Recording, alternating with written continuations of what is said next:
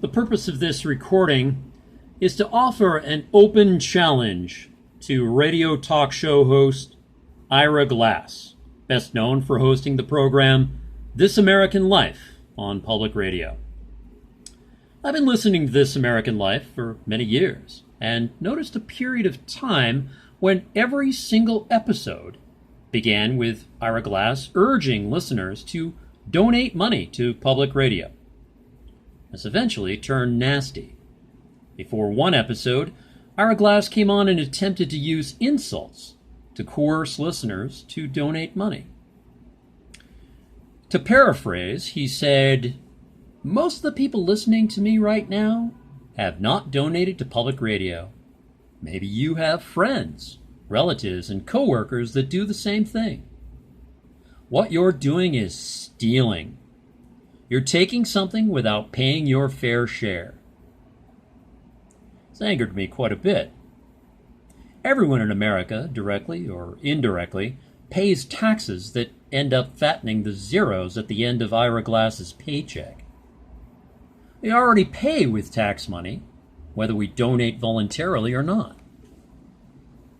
Is tax money a small percentage of public radio funding? Sure. That isn't the point. Ira Glass was labeling every listener who could not afford to pay more as a thief. And by doing so, he didn't just disrespect the poor, he was blatantly ignoring the millions of Americans who are forced to pay for public radio who never wanted it in the first place. Now, it's important to say here that I am not a conservative. I am not a liberal. I consider both of those labels repugnant, and both of those philosophies unbelievably stupid, backwards, just asinine. But I am certain that millions of people who consider themselves conservatives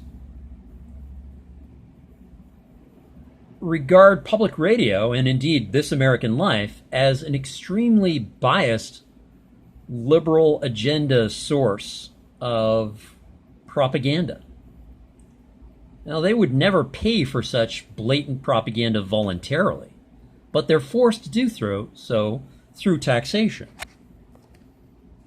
Now, my mother and father, who've recently passed away, were very conservative persons, but despite that, my mother was a longtime supporter of and contributor to both National Public Radio and the public broadcasting system through television. What she grew to resent, however, was that she could not escape the incessant hounding that resulted from her generosity. Instead of accepting her money with humility, they bombarded her with junk mail and harassing phone calls, pressuring her to continue to donate long after she had retired from work and could no longer afford to do so. One of my mother's favorite radio shows was All Things Considered. My parents chose not to spend money on cable television, magazines, or newspapers, so her options for entertainment and information were somewhat limited. My mother's sister was also very conservative, and she married a very conservative man. I witnessed an interesting exchange between my mother and my uncle.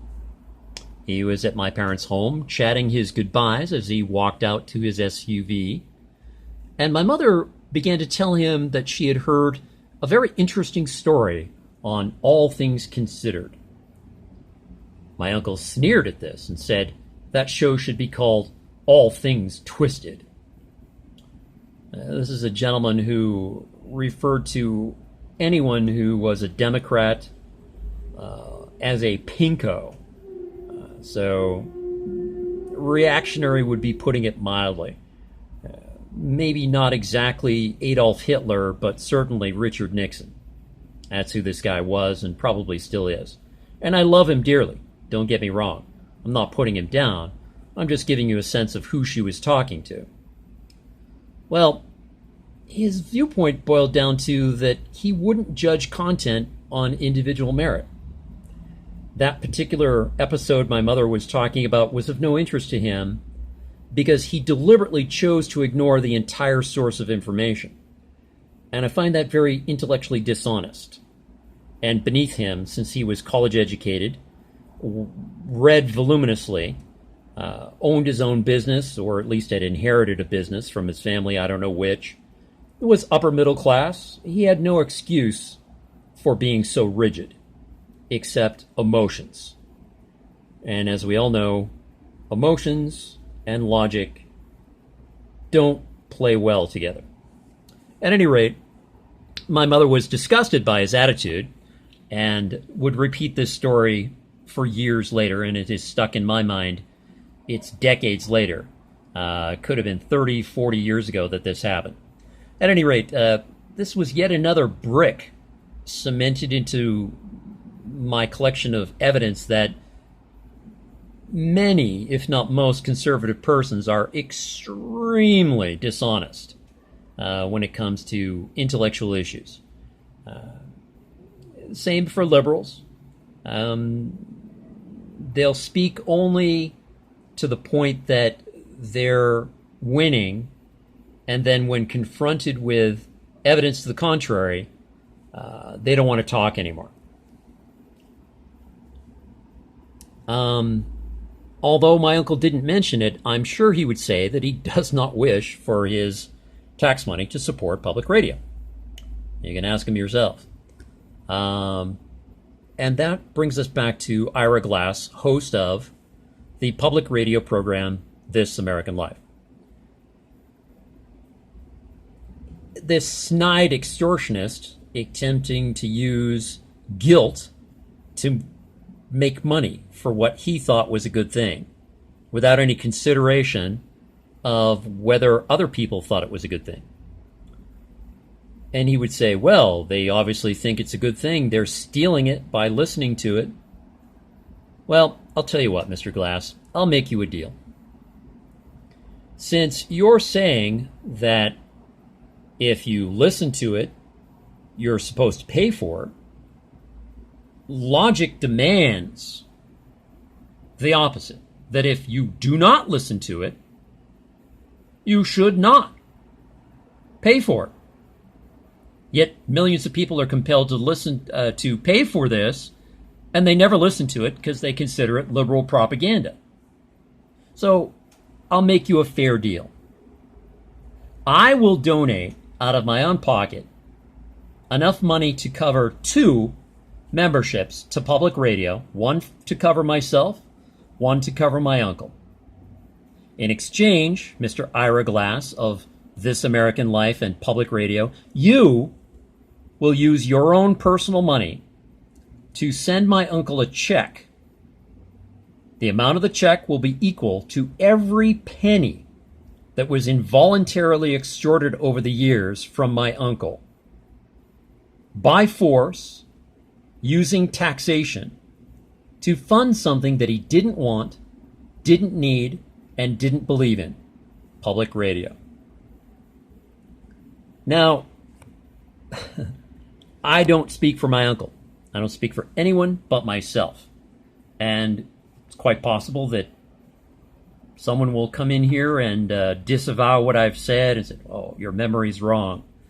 Fine. My memory's wrong all the time. It could be that someone is able to post a recording of what Ira Glass said word for word and try to argue that, well, he didn't really mean that. I don't care. It came across loud and clear to me. I resented the heck out of it, and I still do. He quit doing that very soon after that. And I'm not surprised. I'm sure there was quite a bit of negative feedback from that extortion, bullying, guilting, snide, sarcastic, stinking, rotten attempt to pressure people to give money that they didn't have. I've listened to National Public Radio my entire life. I've also lived literally hand to mouth my entire life. Part of my hard-earned wages funded National Public Radio, so I don't feel guilty listening to it without giving more of money that I can't spare in the first place. Okay? I don't know how comfortable Ira Glass is, but I strongly suspect that he has a family, that he feeds and clothes very nicely. He probably owns a car. He probably owns a house. I've never owned a home in my entire life. I've never owned a brand new car, only junk cars that broke down after 6 months. The most I ever earned in my entire working life was $17,000 a year, and that was when I worked 2 jobs. So for this guy to come on and guilt me, oh, if you're listening but not donating, you're stealing. Yeah. I'm not threatening you, but I think there are a lot of people out there in the world that think that you're a piece of dirt, Ira Glass. So you need to make an apology and put your money where your mouth is. Send my uncle a check, and I'll send money to National Public Radio. Let's see what he has to say to that. Over and out.